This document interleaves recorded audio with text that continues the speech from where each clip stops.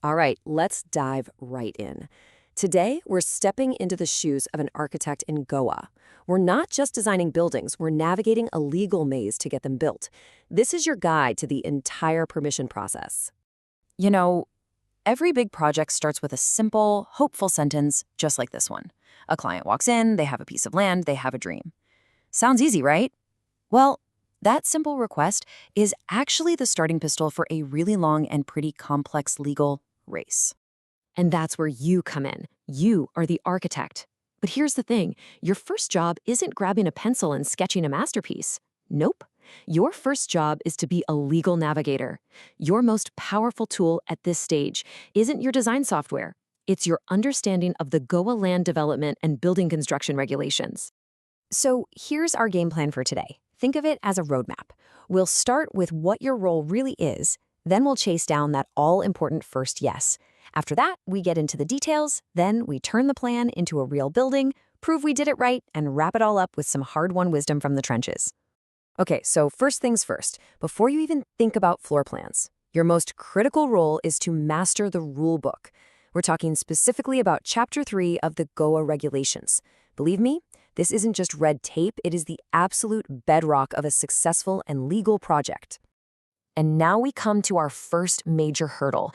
This is the first gatekeeper in our journey, getting what's called development permission, or DP for short.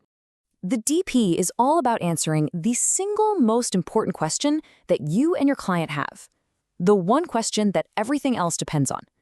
Is this dream even possible? Can we actually build anything here? So what is development permission? Well, it's that very first official yes from the government. It tells you the basics, what kind of building can go here, how much of the plot you can build on, that's your FAR, and how high you can go. Now this is crucial. DP is about the land. It's about the potential of the plot itself, not the specific beautiful house you're imagining. When you go to the town and country planning department for your DP, they're not looking at your cool design ideas. They're running through a checklist, and it's all business. Does it fit the local zoning? Is the FAR right? Are the setbacks okay? Is the road to the plot wide enough? Any environmental red flags? It's a fundamental reality check before you get carried away. And here's why that matters. Just imagine this. You spend weeks designing this gorgeous 3-story villa. The client is thrilled. They've already picked out the curtains. You submit for DP, and the reply comes back stamped with a big fat no. Why? Far restricted to zoning. All that time, all that creative energy, just gone. And that really hammers home the lesson of this first stage, doesn't it?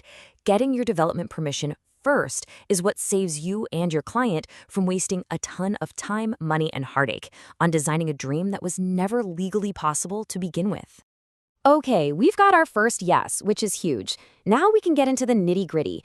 This next phase is all about planning the finer details, like if you need to split up the land or get some very specific technical approvals.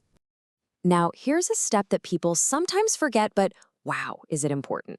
If your client wants to take one big piece of land and carve it up into smaller, individual plots, maybe to sell off, you absolutely must get a subdivision permission first. It's not optional. So picture this. Your client wants to create 6 nice plots, but the planning authority looks at your layout and says, the little road you've planned inside the property isn't wide enough. So what happens? You have to go back to the drawing board, make the road wider, and now your saleable plots are smaller, or maybe you can only fit 5 instead of 6. That hits the client right in the wallet.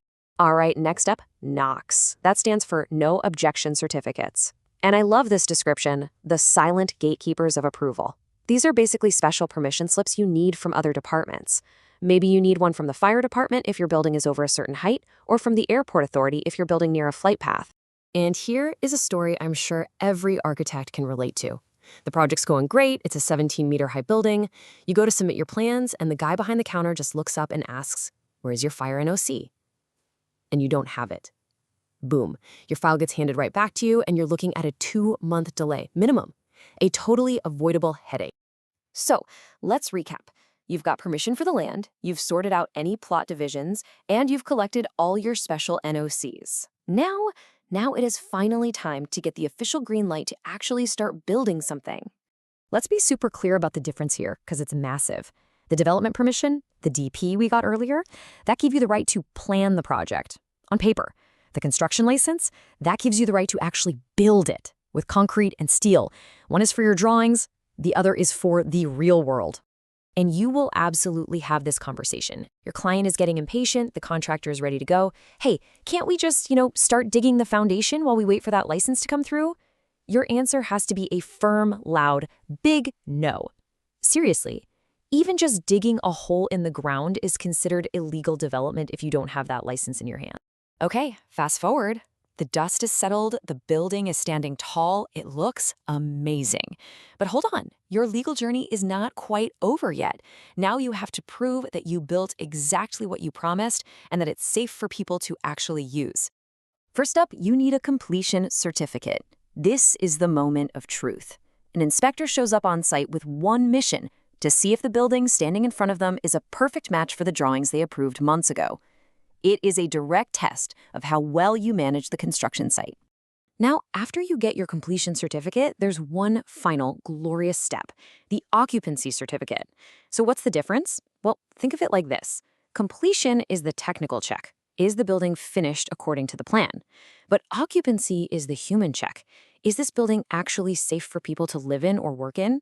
The focus shifts from the building to the people. And that's really the big idea here. You can build something that perfectly matches the drawings, but if there's a fire escape blocked by an AC unit or the parking isn't right, you won't get that occupancy certificate. Because in the end, it's not about the concrete and steel, it's about protecting the people who are going to bring that building to life. Whew, we've walked the whole path, from a simple idea to a finished building. So to wrap this all up, let's get really honest. Let's look at some confessions from architects who've learned these lessons the hard way. Here they are. The top 5 classic mistakes. Number 1, designing before you get that development permission. 2, ignoring the little notes and remarks on the zoning plan. 3, waiting too long to apply for your fire NOC. 4, letting the client make small changes on site that aren't on the approved plans. And 5, just having poor supervision, which lets those mistakes happen. If you can avoid these 5 things, you are way ahead of the curve. And here it is, the whole journey in one place. The 6 essential steps. You start with development permission for the land, you work through subdivision and NOCs, you get your license to build, and you finish with completion and that all-important occupancy certificate for the people. Each one is a crucial checkpoint. And that really brings us to the final, most important point. It might feel like a long, complicated process full of paperwork, but every single one of these steps is there for a reason. They're not there to make your life difficult. They're there to protect you, the architect, to protect your client, to protect the city, and above all else, to protect human life. And really, what's more important than that?